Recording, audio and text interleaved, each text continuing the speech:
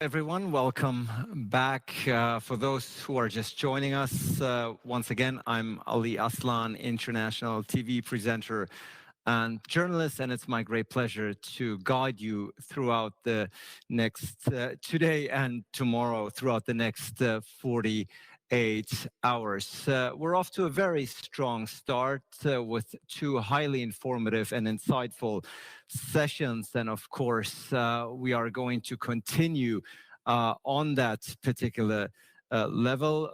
When I was a journalism student at Columbia University in New York, one of my professors said to get to the bottom of a story, you have to follow the money. I think the validity still remains true 2 decades after I finished my studies. And therefore, the third panel will look at exactly that. It's titled Reporting on Influence, Following the Money Across Borders, where journalists from investigations funded by IJ4EU will discuss how follow the money journalism can be used to improve reporting on influence peddling.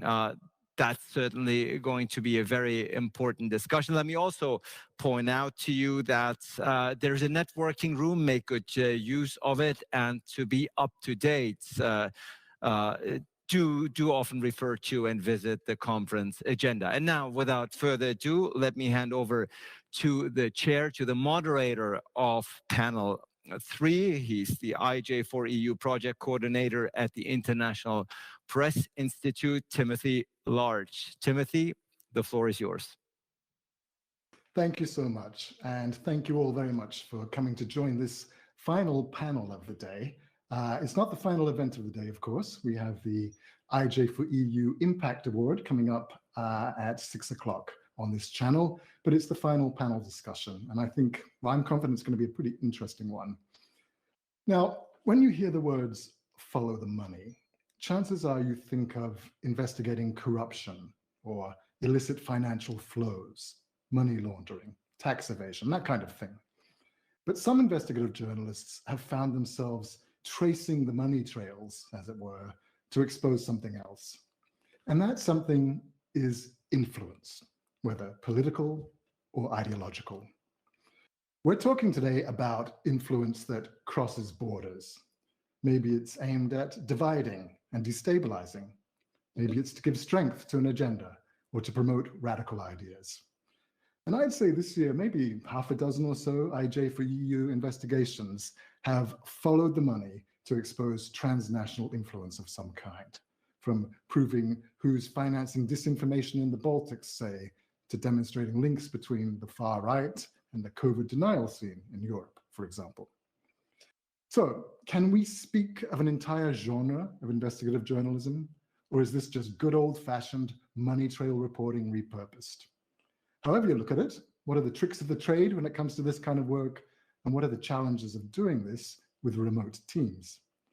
To discuss these and other issues, I'm joined by a wonderful panel of IJ4EU grantees who have each, in their own way, followed the money across borders to report on influence. Anna Gielewska is editor of Fundacja Reporterów in Poland.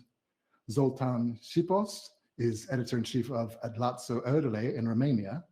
And Anastasia Kirilenko is a Russian freelance journalist who specializes in Russian influence in Europe. Big welcome to you all. As always, we encourage questions from the audience. So I'll try to keep an eye on the chat here, and we'll get to them shortly. So please type in your questions or observations. But let's begin our conversation.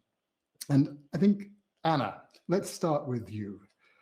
You and your cross-border team, and it's really quite an international team, many countries involved, have been working on a project called Radicals with Reach. And in a minute, I'll put the link into the chat here so people can see it.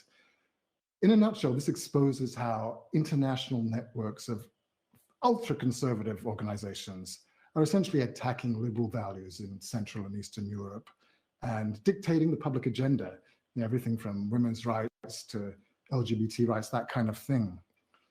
Briefly, what were you trying to reveal in this investigation, and how did you follow the money to do it? And where did the money trail lead you exactly? Perhaps you could spend a few minutes just introducing your investigation.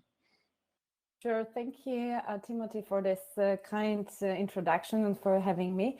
So indeed, our investigation focuses on the growing influence of ultra-conservative organizations and networks in Central Europe and beyond. In Poland, in the last months, this influence was like particularly spectacular, I would say.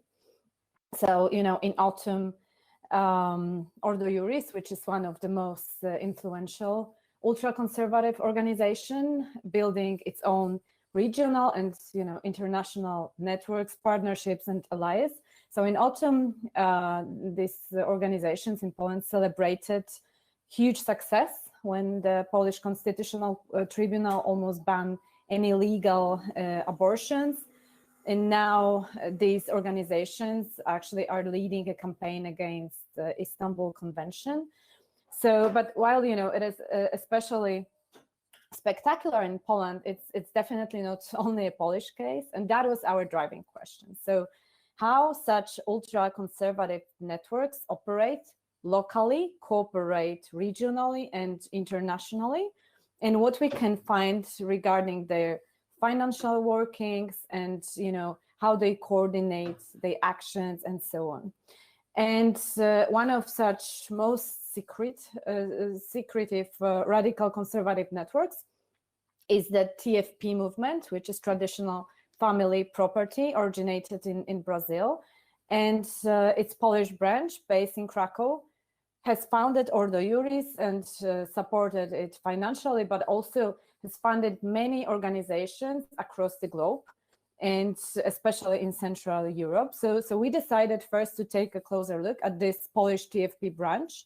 And in a few months of our investigations, we actually found out that this is the actual financial and operational center of this whole movement now, sending hundreds of thousands, or rather millions of euros actually, to organizations overseas, including Slovakia, Lithuania, Croatia, but also France or Brazil or the Netherlands. So what we tried to understand was like how these organizations work, cooperate, but also what is their fundraising model, because it quickly turned out that the fundraising model originated in Brazil, then was reapplied in France, then in Poland.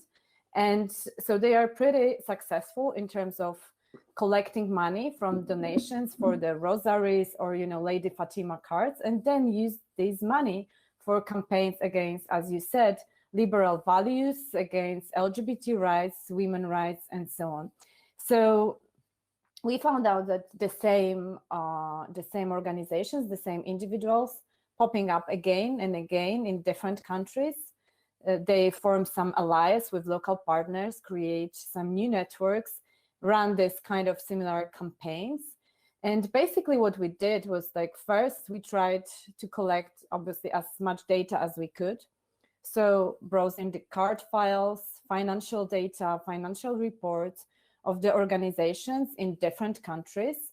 For example, we were able to find some data we couldn't get in Poland, in other countries like in Slovakia or Lithuanian registers, but simultaneously we were kind of comparing their modus operandi, their activities, their campaigns in specific countries, as well as their international meetings, events they attend. So different kind of actions and different documents they were preparing, like petitions, anti-gender petitions, and so on. We also examined links, political links, connections. So like kind of mapping this influence in different ways. The financial was super interesting, was, I would say, fundamental, because that was like kind of evidence that there are connections, not only, cooperation, but also financial connections. So that's what we did. What were some surprising links that you uncovered? What were these connections? Well, so I think, there were many surprises. One of the most intriguing discovery, I would say, was the links between some, lavish mansion in Sao Paulo and castle in France and house in Krakow. In other words, like the assets we discovered belonging to this whole TFP network and specific organizations. And, you know, our reporter in France, for example, managed to get into the castle and talk to some TFP members that it turned out are living there. So in this castle, so there was like kind of this surprising discoveries, but definitely for me, what was the most surprising, like in more serious way, was that realizing that this Polish TFP branch turned out to be so wealthy and, you know, having tens of millions of euros in assets, expensive these properties in Poland. And that is so successful in fundraising in Poland, but also in different countries, like the same people. Also, like in a country like Estonia, where there are not many Catholics, you know, who would like naturally donate for the rosaries and so on. So yeah, there were like this kind of surprising findings. Presumably the ultra-conservative organizations haven't been too pleased with your reports, your findings. They haven't. How have they responded? What kind of kickback, if any, have you received? Well, it somehow differ depending on the country, but obviously, like the most expected actually reaction from our perspective that wasn't surprising was some kind of, you know, smear campaigns and attacks, like verbal attacks on social media, especially our Lithuanian partners, Siena LT, and also our Estonian journalists face this kind of, you know, attacks on social media, but mostly it's like on Twitter. So at least for now, you know, you never know what you can expect. Let's hope it stays that way. Thank you, Anna, for that really interesting little preview of your investigation. I've put the link in the chat here, so anybody who clicks on there can go more. I believe there are still some stories to be published. It's not quite finished yet, but you've done a lot already. So great stuff. I'm sure we'll come back to some of the issues you've spoken about, but let's move on now to Zoltan next. Zoltan, you're the team leader of a project called Hungarian Money, Orban's Control. This is also ready for distribution. It's on the IJ4EU site, so I'll include the link in a second on that too.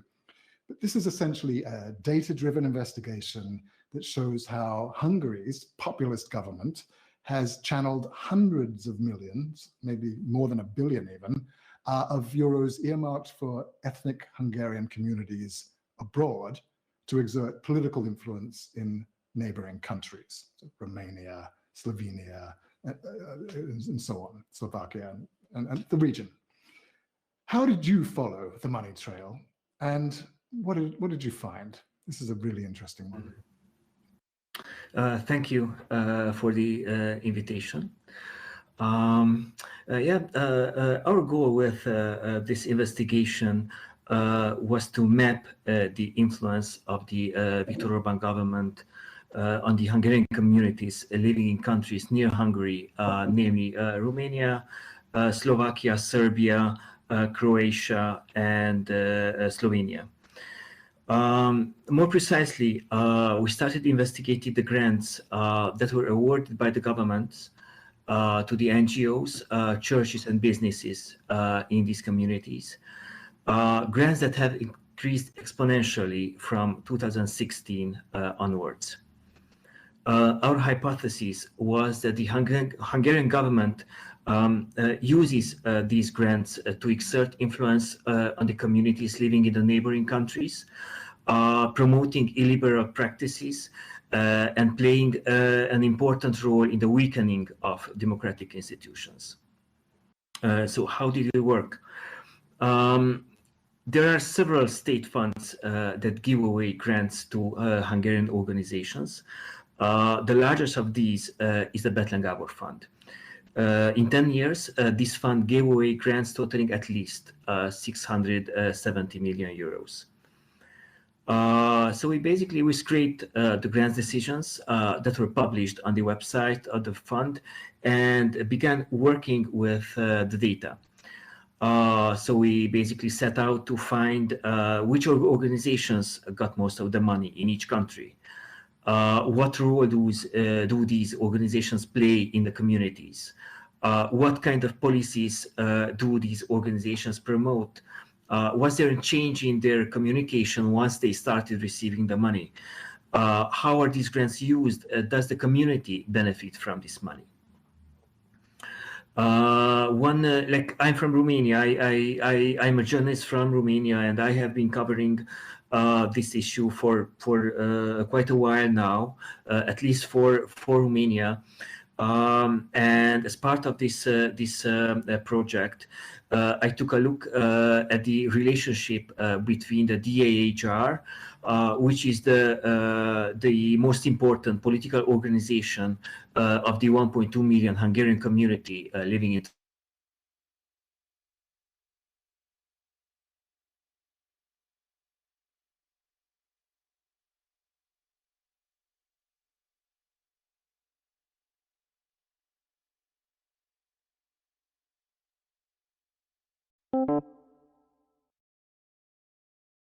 the relationship between the two organizations was glacial.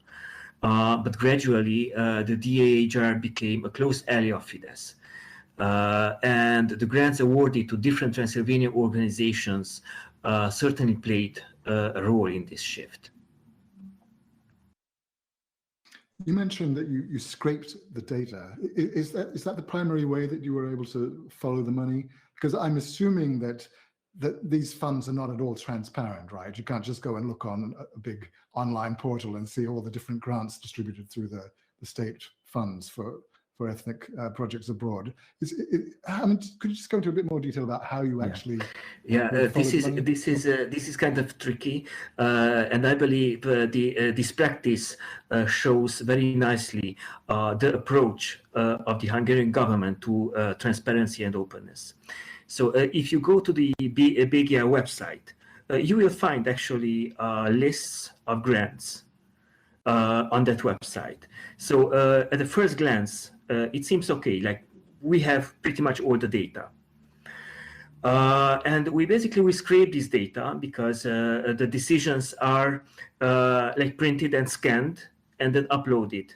So nobody really can work in an Excel in that format. One must scrape and convert into Excel.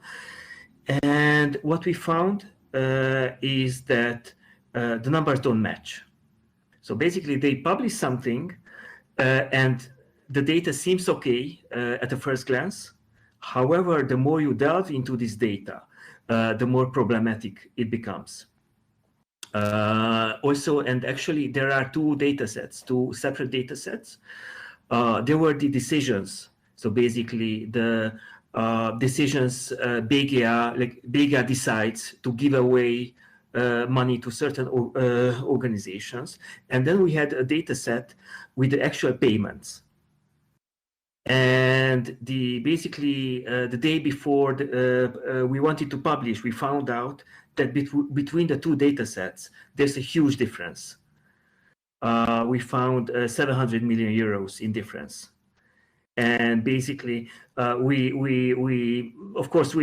postponed publication and tried to find out why we have this huge difference. Like the BEGIA decisions, the contracts. So the payments showed 670 million euros in 10 years. The decisions showed 1.4 billion euros. So there's a 700 million difference.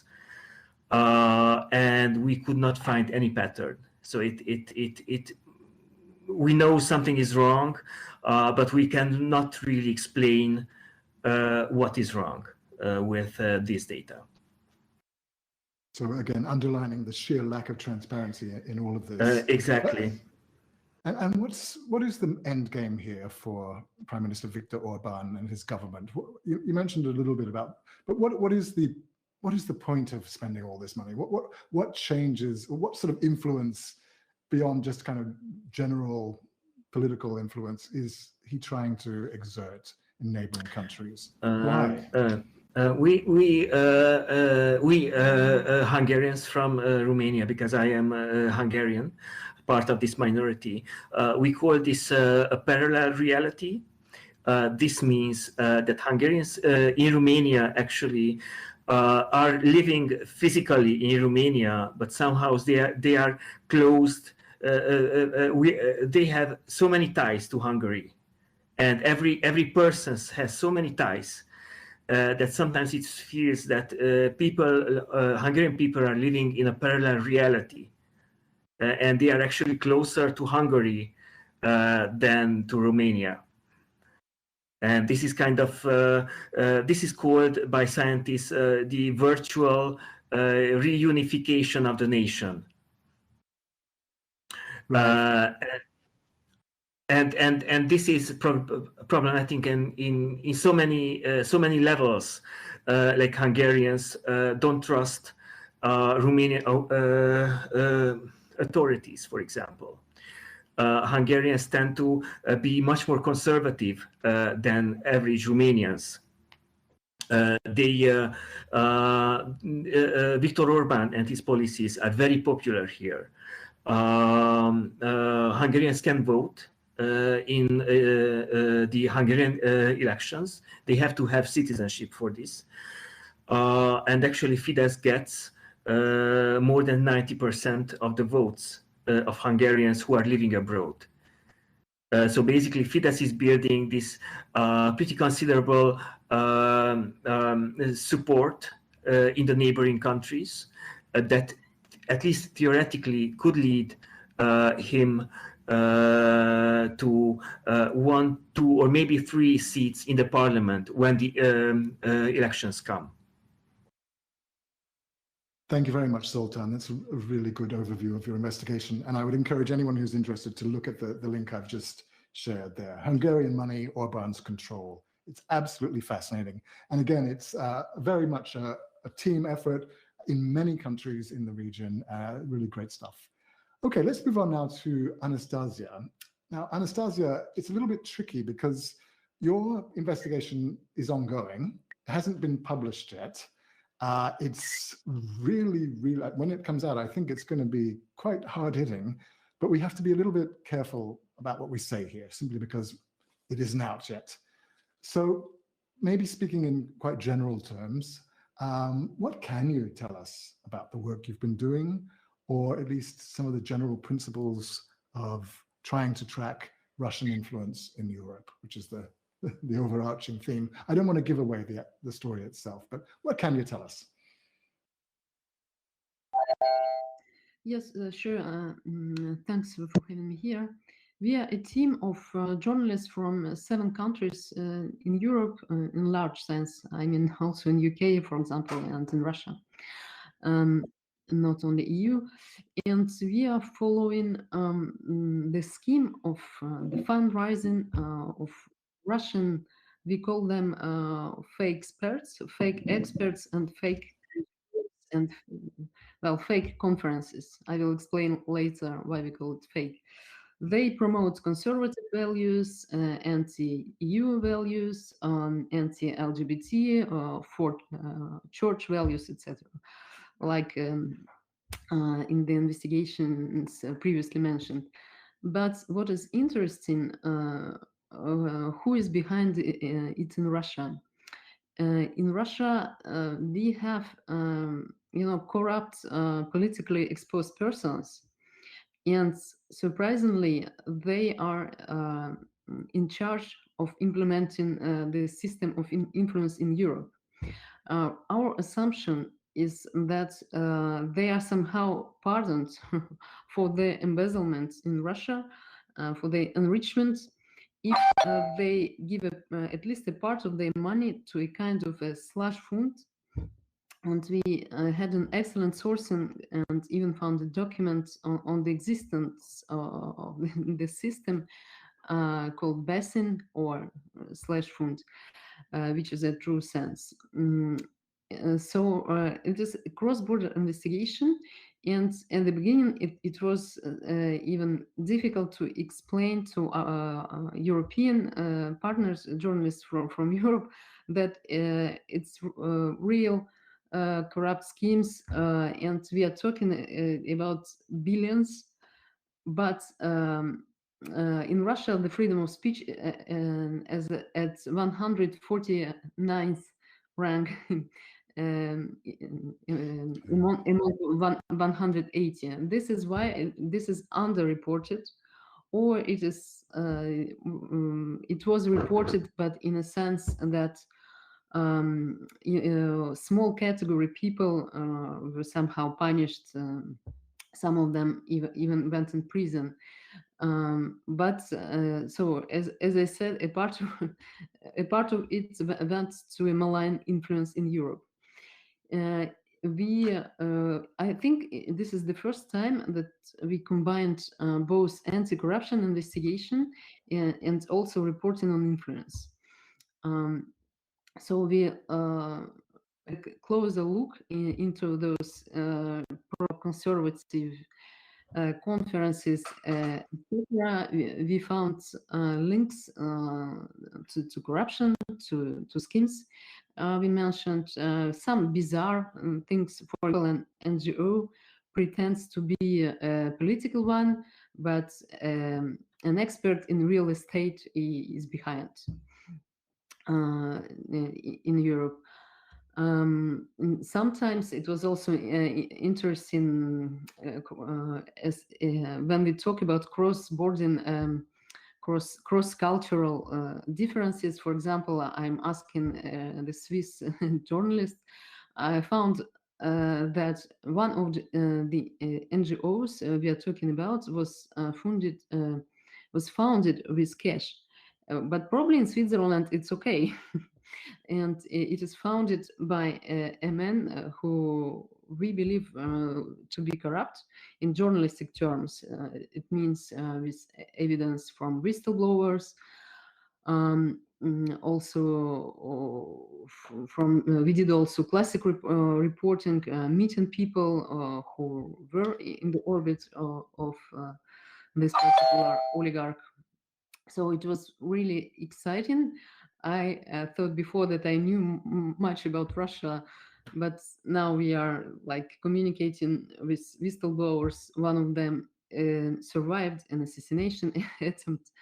Another one says he was threatened of death by someone who pretends to be just a pro-church good man. Let's say, and this is really terrifying, but in the same time exciting to know the truth. Thanks, Anastasia. Oh, can I ask you, do you ever fear for your own security? Do you feel this is dangerous work, and do you take precautions?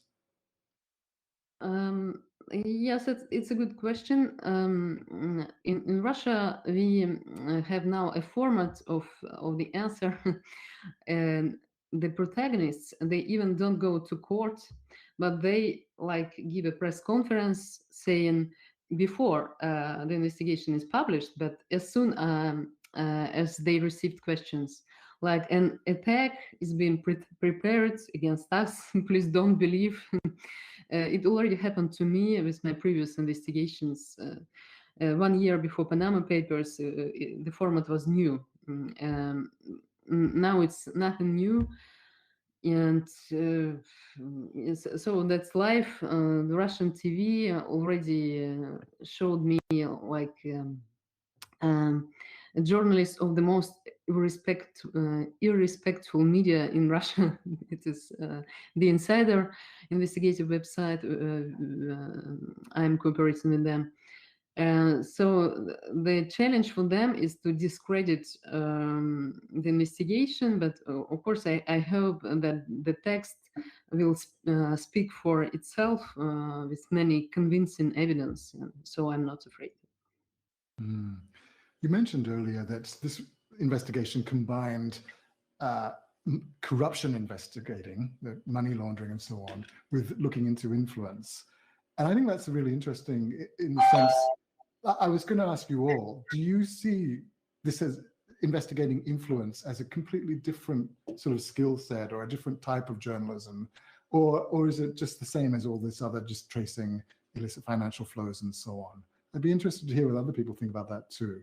Are they basically different sides of the same coin, or do you have to do something very different when you are investigating influence through tracing the money? I think Mm. yeah, if I can start. Please. We had to struggle against some kind of skepticism. So it's freedom of speech. What is wrong about? But we believe that, of course, if we can see corrupt funds behind, it's not only about freedom of speech. Also, many links are hidden, etc. But yes, I think that not many journalists do both.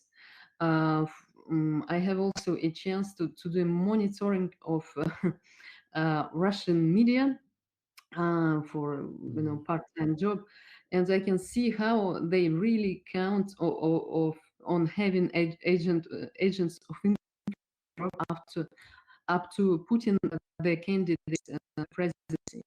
And this is really important to investigate. And usually journalists who speak only about corruption, they are like inside countries. So this is like transborder skills. Anna, do you have any thoughts on that?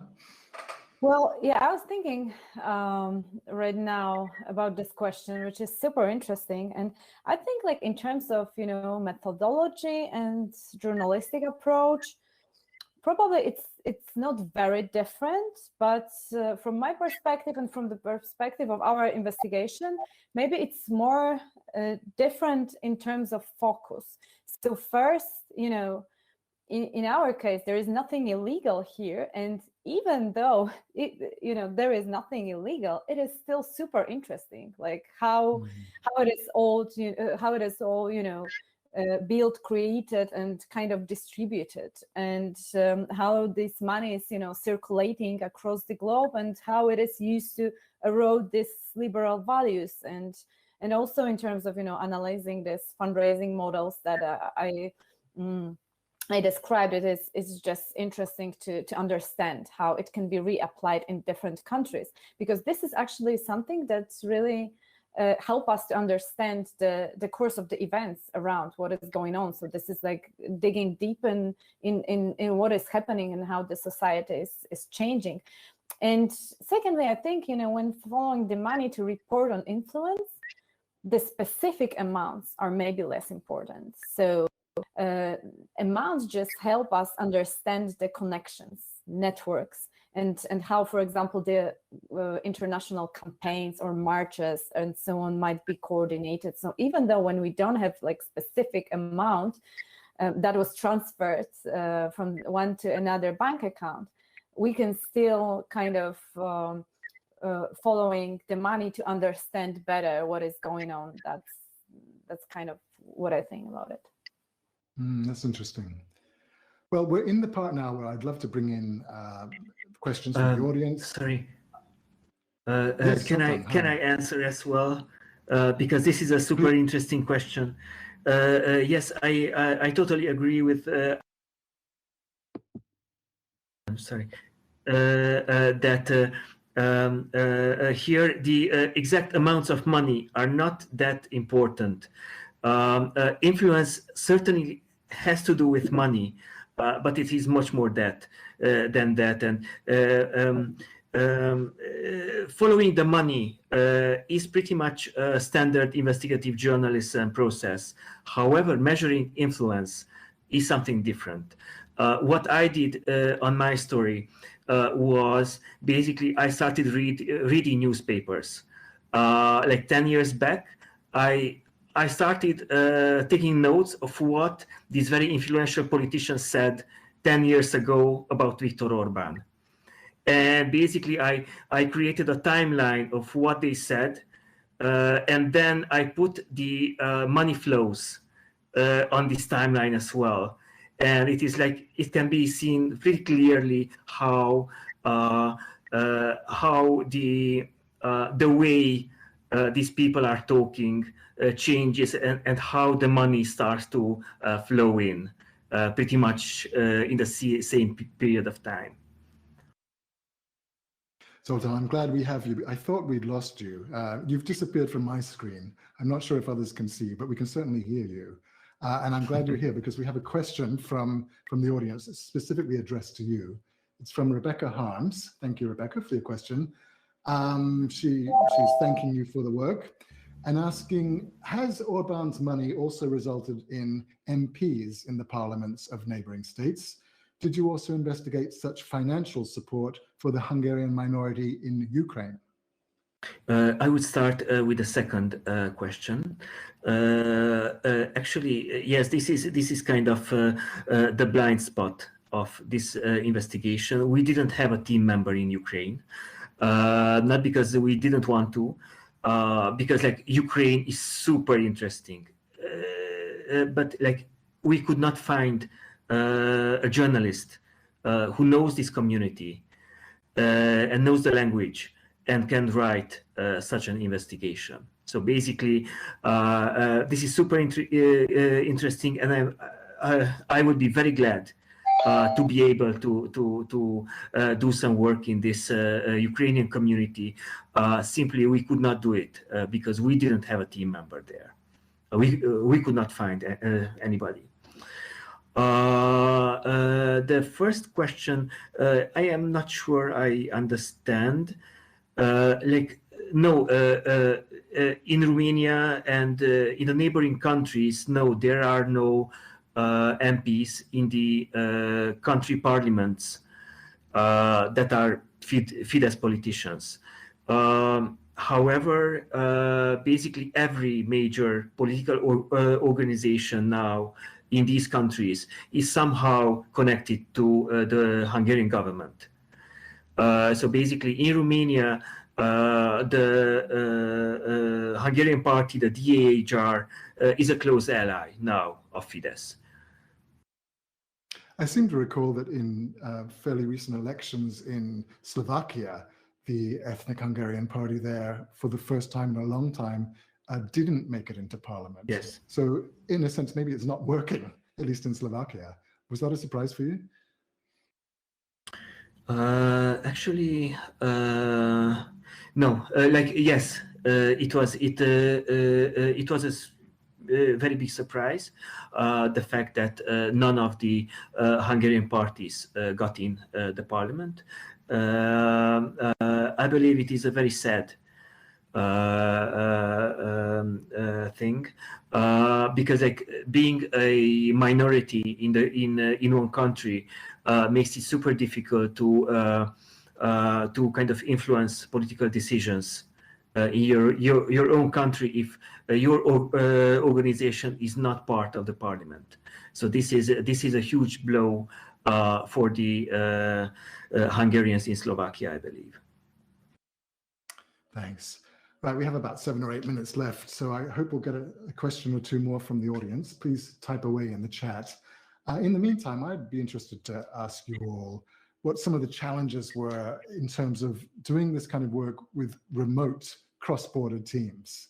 It's complicated enough, but you were dispersed and you were from different organizations often. How did that work? And what kind of issues were there to do with handling data, security, sensitivity, all of that kind of stuff? I'd be fascinated for a quick insight into your experiences there. Anybody want to jump in on that one?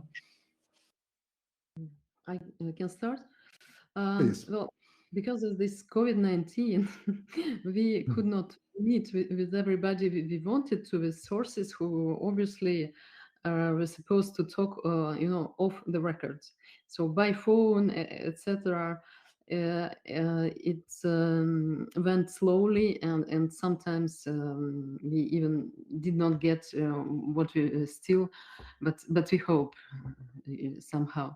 And even to meet, because we had a meeting, but it was difficult even to know how to travel, etc. So it was difficult, but probably I said already all those cross cultural differences played an important role.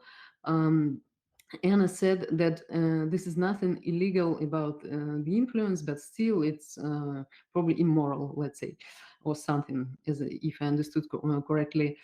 But I think it is illegal. In case of Russia, what happens when corrupt money come from Russia? Initially, it is stolen from Russian budget. Surprisingly, the Russian prosecutor's office does not send, to European countries requests saying, "Or we are investigating something, somebody stole it, etc." So basically, for Europe, it is clean, and I was surprised how the states of rule of law finally rely to like. States in Russia, because they say, "Oh, we don't have like final proof that the money is embezzled." But in case when you don't have a state of rule of law like Russia, it's normal. So we gathered a lot of circumstantial evidence that something is wrong without a stamp of Russian state. Anna, do you have any thoughts on Yeah. that? So, well, maybe just to clarify, what I meant is that even if there is nothing illegal, it is still interesting, but it's obviously like probably, there are different examples. So it might be, something legal in one case and not very in another. But that's still fascinating to track. And, actually within our investigation, our Hungarian reporter, Martin, found out pretty interesting links. So the organization, that ultra-conservative organization involved somehow in this whole, network map, is getting public money as well. And, similar case is in Lithuania. So that might be some new questions emerging from that. But going back to Timothy's question, so what was the biggest challenge? Like, obviously, like the pandemic restriction actually paralyzed field reporting. So totally agree here with what Anastasia just said. In our case, there was also a challenge to get the data, but actually the biggest challenge turned out to be the news that actually changed our initial plans for the investigations in terms like when we want to publish the stories, like at the end and so on, because suddenly in autumn, late October, there was this constitutional tribunal decision to ban abortion. And then women took to the streets in Poland. And actually, in one moment, our investigation was in the very center of the events happening around. So we could actually measure this influence on the street of this ultra-conservative organization. Some of the women, were protesting in front of the Ordo Iuris office in Warsaw. So yeah, but we were just trying to adjust, and so in this course of the events, we changed the plan and instead started publishing some ready findings immediately and so on. So it would allow better understand the background of the events, in terms of for the audience and for the public. So I think, yeah, but definitely we have a great team in this project that quickly adapted to this change. So yeah, but it would be great to meet in person, and that would make much more sense for sure. Yeah.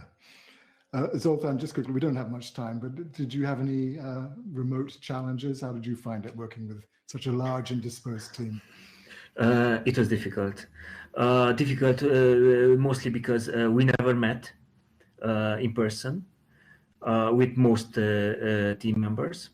And when you are communicating only online, you also have to factor in when you write something to think about how that thing might come across. And like for me, it was always kind of this dilemma, like how should I put things, and what does the other understand when I'm writing this and this. And yeah, that was quite a challenge. And I believe if we had the chance to meet each other and kind of make a sense of our personality and work of style of work, it would have been much easier. That's a theme that's come up in quite a few teams in the past year. The difficulties with the cultural differences and just the kind of project management level challenges that any complex investigation inevitably has. It's easy to think that everything will go swimmingly, and things, of course, don't always. It's quite interesting to see that. Sometimes it's not the news or the big security threats that are the problem. It's little project management type things. We're out of time, I'm afraid. It's 4:45. Maybe just I will grab one more minute to ask each of you very quickly, if you had one piece of advice for anybody else who's interested in doing this kind of work, following the money to expose influence, what would it be? Just one little nugget of wisdom that you've taken away from your experience here for anybody else. Anastasia? Yes, well, just to take this problem seriously, as a challenge for European countries when we have freedom of speech, to really to look in depth into this influence, to understand what may be wrong about it. Many issues in Europe are now decided by 2% of hesitating people. I mean, Brexit, also elections to European Parliament, etc. And even if those malign actors can influence only 1 or 2%, in some cases it may be decisive. So I advise to take this problem seriously. Yeah, great point. Anna, any final words? So my little piece of advice would be very practical, actually, and very quick, to start with figuring out very precisely and creating the space for this work. So practical space. I mean, how you handle data, how you communicate, all of these channels, and how you actually, what tools are you gonna use to kind of coordinate it and collect all the data. That is a good starting point, I think. Thank you. And Zoltan, 20 seconds. Any very good point, Anna. My advice would be, in every major investigation has one point when everything seems hopeless. There will be a point when you will say, okay, so this is a huge mess. I failed. Okay, at that point, don't give up. Good advice to end this session on. I'd like to thank you all very much for taking part in this. Anna, Anastasia, and Zoltan. It's been really interesting to hear your stories, and we will read them online and look forward to seeing yours, Anastasia, when that comes out in a matter of days, we hope. So thanks very much, and thanks to our audience. So I believe that's it for the day, apart from the Impact Award ceremony coming up. So I'll hand back over to our moderator. Thanks so much. Indeed, Timothy, Thank there's you. still much more to come, but for now, thank you so much to this very interesting debate and discussion on how follow the money journalism can be used to improve reporting on influence peddling. And thank you, of course, to Timothy for chairing and moderating. We will actually now have a long break here on the main channel, on channel 1, but there are still main things, a lot of things going on other channels. On channel 2, for instance, you can catch the end of the Cross-Border Chronicles investigating the environment panel, or you can head to channel 3, which is showing the documentaries Fraud Factory and Invisible Workers. Otherwise, we will see you back here for the IJ4EU Impact Award, which starts at 6 p.m. But do be back here around 5:55. We will start the stream a couple of minutes earlier, and we will then, of course, we are very curious as to who will win these awards, and this will be all in the spirit, of course, of celebrating cross-border journalism. For now, enjoy the break or the documentaries and panels on channel 2 and 3, I'll see you back here in an hour or so for the Impact Awards.